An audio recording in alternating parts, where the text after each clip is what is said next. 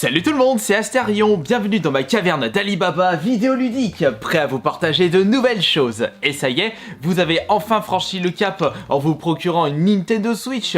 Le petit problème, c'est que depuis le jour de sa sortie en mars 2017, il y a une grosse chipotée de jeux disponibles, que ce soit sur internet, en dématériel ou dans les rayons des magasins près de chez vous. Et compliqué de s'y retrouver parmi cette multitude de choix, entre des FPS, des jeux de plateforme, des jeux d'aventure, des puzzle game. Ah là, mais le choix est très compliqué, surtout qu'on n'a pas le budget pour acheter l'intégralité des jeux disponibles sur cette console. C'est pour cela que je vous propose, à travers cette nouvelle vidéo, les 5 jeux à posséder sur la Nintendo Switch.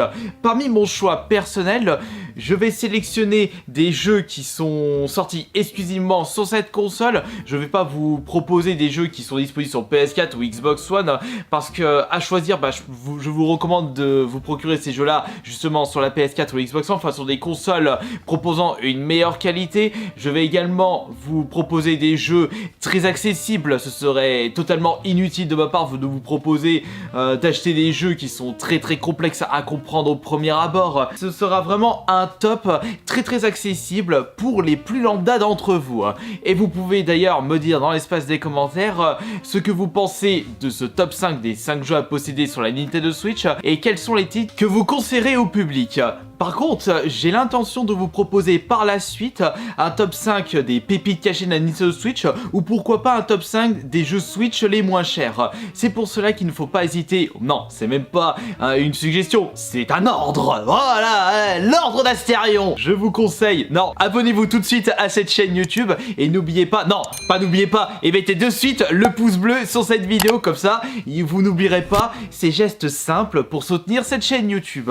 Et j'en profite pour vous dire que ce soir dans le live Twitch, j'irai découvrir, et peut-être que vous découvrirez également de votre côté, ce nouveau jeu Nintendo Switch qui est le 5ème Shantae and the Seven Sirens, que je n'ai toujours pas fait, et ce sera avec grand plaisir de le découvrir tous ensemble. Pour ma part, mon expérience avec la Nintendo Switch, eh bien, j'ai quand même passé pas mal de temps sur cette console, mais plus sur du multi plutôt que des jeux en solo. Personnellement, les jeux en solo, c'est plus sur les consoles de chez Sony ou de chez Xbox.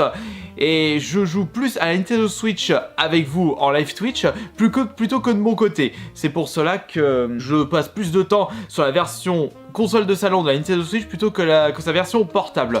Et si dans le cas où je souhaite découvrir de mon côté et tranquillou dans mon pieu un nouveau jeu Nintendo Switch, je préfère privilégier la version light de cette console que je trouve plus ergonomique et avec une meilleure prise en main. Enfin, ce que je viens de dire, c'est exactement la même chose. Pour revenir sur le vif du sujet, quels sont les 5 jeux à posséder sur la Nintendo Switch? Eh bien, vous allez voir que ça reste des titres très classiques. Et en plus, dans le choix des 5 jeux à posséder, je prends en compte le rapport qualité-prix. Parce que c'est vrai que vous allez découvrir un nouveau jeu, oh il coûte 5 €, 10 €, je pense que ça peut être un bon jeu. Mais si vous vous rendez compte que le jeu, vous avez passé que 2 heures dessus, ça va vous coûter entre 5 et 10 € l'heure passée sur le jeu, ce qui n'est pas du tout rentable. Mais si vous achetez un jeu à 50 € et que vous êtes sûr que vous allez passer 50 heures tellement il est fun, là ça va vous coûter 1 € l'heure. Le premier jeu à posséder sur la Nintendo Switch, eh bien je le considère comme mon jeu préféré de cette console. C'est un très grand classique de celle-ci, c'est bien entendu le Mario Kart 8, tout simplement pour son côté party game, fun à jouer en solo ou à plusieurs sur le même écran ou sur internet.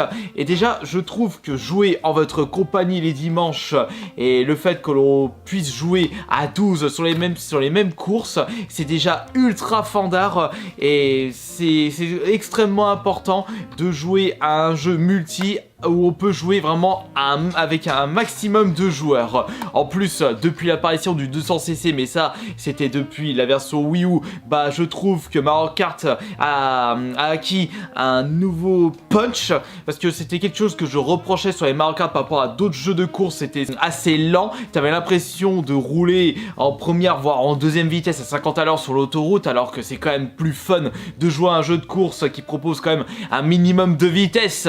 C'est ce serait pas logique de proposer un jeu de course alors qu'on est lent comme des tortues, qu'on a l'impression d'utiliser des petites trottinettes alors qu'on a quand même des kartings.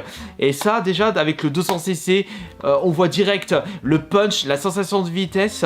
On ajoute à cela le fait qu'il y ait un petit peu de technique, que le jeu est quand même extrêmement fun et surtout très accessible. C'est tout un cocktail qui vous permettra de passer d'excellents moments sur ce premier jeu à posséder sur la Nintendo Switch. J'arrive toujours à avoir beaucoup de plaisir à jouer en votre compagnie. C'est quand même un excellent jeu de chez Nintendo. Merci le 200cc. Alors maintenant, nous allons passer au deuxième jeu de ce top. Encore une fois, on va rester du côté de Nintendo avec un autre classique de cette console et un jeu qui était apparu pour la première fois sur la Nintendo 64. Je veux bien entendu parler de la série Smash Bros que j'avais découvert justement sur la Nintendo 64 en 1999 pour le premier opus de la série. Et nous avons le dernier en date qui est le Smash Bros Ultimate. Je vous rappelle le principe de ce jeu de combat très insolite qui se démarque de tous les autres jeux de combat. Vous ne pouvez pas s'attendre à un Street Fighter ou un Tekken. Non. Smash Bros c'est un style très particulier, propre à lui. C'est-à-dire que votre but est d'éjecter vos adversaires du terrain en leur infligeant le maximum de pourcentage de dégâts. Plus vos adversaires auront des dégâts et plus il sera facile pour vous de les éjecter du terrain. Voilà, c'est le principe de Smash Bros. Une recette qui avait fait fureur sur la Nintendo 64, mais son apogée c'était avec la version GameCube, le Melee, une très grosse communauté autour de ce jeu et je vous raconte pas l'incroyable crossover qu'il y ait dans ce jeu. Vous avez je sais pas combien de personnages disponibles, tous les personnages célèbres de l'univers Nintendo y passent, que ce soit gentil et méchant. Par exemple, on a Samus côté gentil et Ridley côté méchant pour la série Metroid, les personnages de Kirby, une dégueulure de Pokémon disponibles. On a également des autres feats sur des séries Nintendo qu'on n'entend plus parler depuis Mathusalem. Par exemple, Captain Falcon, on attend toujours un nouveau F-Zero. Ice Climber qu'on a pu entendu parler depuis Ice Climber sur la NES, Pete du jeu Kid Icarus, Little Mac de Punch Out. Ça fait vraiment plaisir de jouer avec des personnages où on aimerait absolument le retour sur Nintendo Switch. Mais attention, Nintendo a quand même plus d'un tour dans son sac et peut-être qu'on va pouvoir revoir ces séries là que l'on attend depuis tant d'années. En attendant, on peut les jouer avec ce Smash Bros qui est tout simplement le meilleur jeu de combat de la Nintendo Switch. Maintenant, nous allons passer à un petit jeu d'aventure. Il ne faut pas oublier que les séries les plus célèbres sur console Nintendo, Mario en premier lieu, mais il ne faut surtout pas négliger Zelda. Je vais te montrer comment. Fermez ta bouche. Ah, génial! Il y a deux Zelda classiques sortis sur cette console, Zelda Breath of the Wild et celui qui se trouve entre mes mains. Le petit problème avec Zelda Breath of the Wild, c'est que personnellement, je ne l'ai pas si bien apprécié que ça. Je n'ai pas retrouvé l'essence des précédents Zelda, enfin plutôt le charme. Ils ont vraiment fait quelque chose de tout nouveau Nintendo, mais j'ai vraiment pas accroché. Peut-être que vous, de votre côté, vous avez vraiment bien apprécié Zelda Breath of the Wild. N'oublions pas, les goûts et les couleurs, ça ne se discute pas. Il faut savoir respecter le choix des autres. Comme ça, si tu sais rien, on ne t'arrachera rien. C'est pour ça que de mon côté, dans ce top 5, je vous conseillerais ce Zelda Link's Awakening qui est tout simplement le remake d'un Zelda sorti sur la Game Boy. Ils ont vraiment utilisé un nouveau chara design mais en gardant tout le côté classique de Zelda avec les donjons, les petits objets à récupérer dans les différents donjons qui vont vous permettre d'aller à la suite, de découvrir de nouveaux lieux dans la map principale de Zelda Link's Awakening. Franchement, le chara design, je le trouve vraiment super choupi, simple en même temps. Et que dire des bonnes musiques qui ont été remixées. C'est peut-être mon côté nostalgique qui me pousse à vous conseiller ce Zelda Link's Awakening plutôt que Breath of the Wild, puisque j'avais passé d'excellents moments sur la version de base qui était sur la Game Boy. Il est vrai qu'on peut lui reprocher sa durée de vie assez courte, mais étant donné que c'est un remake d'un jeu sorti à la base sur Game Boy, et qu'il n'y a pas eu de nouveautés, par exemple 2-3 nouveaux donjons ou une nouvelle partie de la map, bah du coup la durée de vie n'a pas été augmentée, hein, et elle est encore moins pour les personnes qui connaissaient déjà l'histoire de base. Mais quoi qu'il en soit, c'est quand même mieux de jouer à un jeu qui se termine certes rapidement, mais vous prenez maximum de plaisir, qui va vous pousser à recommencer le jeu plusieurs fois, plutôt qu'un jeu qui est 2 fois plus longtemps, mais que vous n'avez pas envie de terminer parce que vous faites chier dessus. Restons sur du bon classique avec un autre jeu de plateforme aventure. Ouais, c'est un petit peu l'un des must-have de la Nintendo Switch, et il serait dommage de ne pas découvrir ce jeu lorsque l'on achète une Nintendo Switch. C'est pour cela que je le mets dans ce top 5. Très célèbre Mario Odyssey, qui est le Mario plateforme de cette console. À chaque fois, une console Nintendo accueille un nouveau jeu Mario de ce style-là. Sur la 64, c'était Mario 64. Après, c'était Mario Sunshine sur la GameCube. Mario Odyssey sur la Wii. Wii U, c'était... C'était quoi déjà? Je sais même plus. Non, c'est Mario 3D World, je crois que c'est celui-ci. Enfin bref, pour le Mario Odyssey, on reste sur du très classique, donc différents univers. Votre but est de récupérer les morceaux de lune, d'essayer d'en cumuler un certain nombre pour pouvoir aller à la suite. Cette fois-ci, vous aurez le droit à un petit chapeau qui va vous permettre de vous transformer. Vous pourrez même vous transformer en un énorme T-Rex incroyable. Vous allez pouvoir jouer Godzilla et détruire tout sur votre passage et de bouffer tous les passants. Et même de bouffer Bowser. Oula, je pars un petit peu trop loin là. Tête à non. On est sur Mario là, on n'est pas sur un jeu d'horreur. Oh, s'il vous plaît. On reste sur la même histoire. Bowser a encore une fois kidnappé Peach et patati et patata et blablabla. Tout voilà. Je sais pas là, tu peux peut-être changer de disque, mon pauvre gros Bowser pas beau. Je sais pas, tu peux par exemple déclarer enfin ta flamme. On sait pertinemment qu'à force de capturer Peach, c'est parce que Bowser est amoureux secrètement de Peach. Malheureusement, bah t'es pas compatible avec cette humaine. T'as vu ta gueule là? Faut pas dire ça, en plus il est mis sur son 31 et quand il a pu son chapeau, il est tout coiffé là, il est tout mignon ce Bowser. Et qu'en est-il du 5e et dernier jeu de ce top? Bah encore une fois, tout comme les précédents jeux présentés, on reste vraiment sur du gros classique.